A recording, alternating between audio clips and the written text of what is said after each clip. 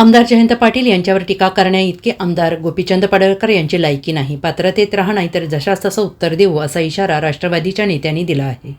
राष्ट्रवादी शरदचंद्र पवार पक्षाचे प्रदेशाध्यक्ष आणि आमदार जयंत पाटील यांच्यावर टीका करण्याएवढी आमदार गोपीचंद पडळकर यांची लायकी नाही. त्यामुळे गोपीचंद पडळकर यांनी पात्रतेत राहावे नाहीतर जसास तसं उत्तर देऊ असा पलटवार माजी मनपा स्थायी समिती सभापती हरिदास पडळकर आणि राष्ट्रवादीचे जिल्हाध्यक्ष देवराज पाटील आणि महिला जिल्हाध्यक्ष सुषमा जाधव, राष्ट्रवादीचे नेते बाळासाहेब पाटील, माजी महापौर मैनुद्दीन बागवान यांनी केला आहे. यावेळी हयूम सावरकर, मीनाक्षी अक्की, सुरेखा कोळेकर उपस्थित होते.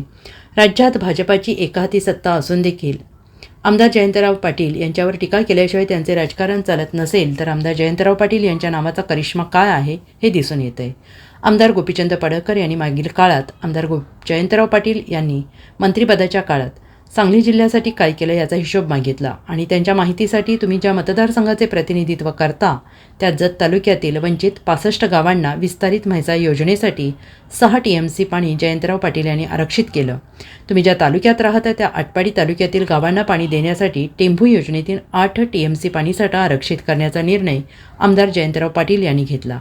तुमच्या पडळकरवाडीच्या शेजारी टेंभू योजनेच्या निंबवडे वितरिकेचं काम देखील आमदार जयंत पाटील यांनी मार्गी लावलेला आहे.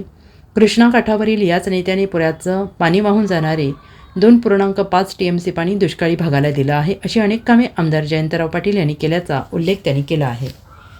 काल आमदार गोपीचंद पडळकर आणि बाबासाहेब देशमुख यांचा सांगलीमध्ये सत्कार झाला आणि या सत्कारासाठी बहुसंख्य लोक त्या ठिकाणी उपस्थित होते. राज्यामध्ये भाजपची एकहाती सत्ता असताना प्रत्येक सभेमध्ये जयंत पाटील साहेबावरच का बोलावं लागतं हा एक संशोधनाचा विषय झालेला आहे. जर जयंत पाटील साहेबांच्यावर बोलल्याशिवाय राजकारणच चालत नसेल तर मग काय दुर्दैव आहे असं म्हणावं लागेल. मग त्यांनी बोलायचं असेल तर बोलावं. म्हणजे जयंत पाटील साहेबांचा करिश्मा किती मोठा आहे यावरून लक्षात येते की प्रत्येक सभेत जयंत पाटील साहेबावरच बोलावं लागतं. आता गोपीचंद पडळकर साहेबांनी सांगितलं आहे की ज्यावेळेला पालकमंत्री जयंत पाटील साहेब होते त्यावेळेला त्यांनी काय केलेलं नाही, मंत्रिपदाच्या काळात काय केलेलं नाही.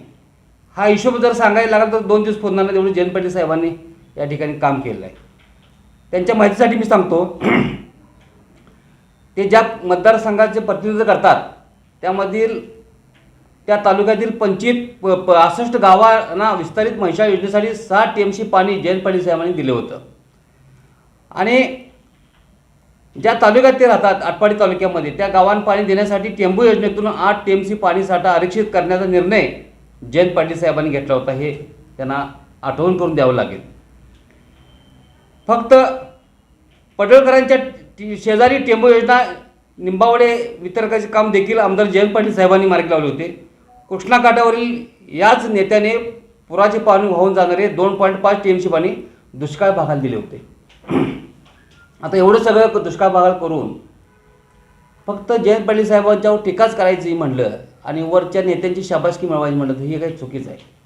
हे त्यांना बरं वाटत असेल पण सामान्य जनतेला लोकांना देखील हे पटत नाही. तुम्ही आता निवडून आलेलं आहे, तुम्ही चांगलं काम करा, तुमची महाराष्ट्र सत्ता आहे, आमची काही तक्रार नाही.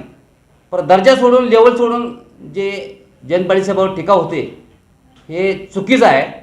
मग आम्हाला पण देखील उद्या त्याच पद्धतीनं बोलावं लागलं तर मग वाईट वाटून घेऊ नका. ही लोकशाही आहे. लोकशाहीत कोण काय पण बोलू शकतं. याचा अर्थ तुम्ही काय पण बोलणार आणि सगळ्यांनी ऐकून घ्यायचं हे मात्र ह्यापुढे होणार नाही. त्यामुळं आपल्या विकासाच्या कामातून तुम्ही तुमची ताकद दाखवा. कोयता तुम्ही शेतकऱ्या तिथल्या लोक जी कोयता घेऊन ऊस तोडली जातात तो कोयता बंद करणार आणि तिथल्या लोकांना रोजगार देणार आहे त्यासाठी ताकद खर्च करा. अशी वेगवेगळे तुम्ही आश्वासन तिथल्या लोकांना दिलं आहे त्यासाठी ताकद खर्च करा आणि विनाकारण जयंत पाटील साहेबांवर बोलू नका अशी माझी कळकळीची विनंती आहे. Bureau report SBN Marathi, Sangli.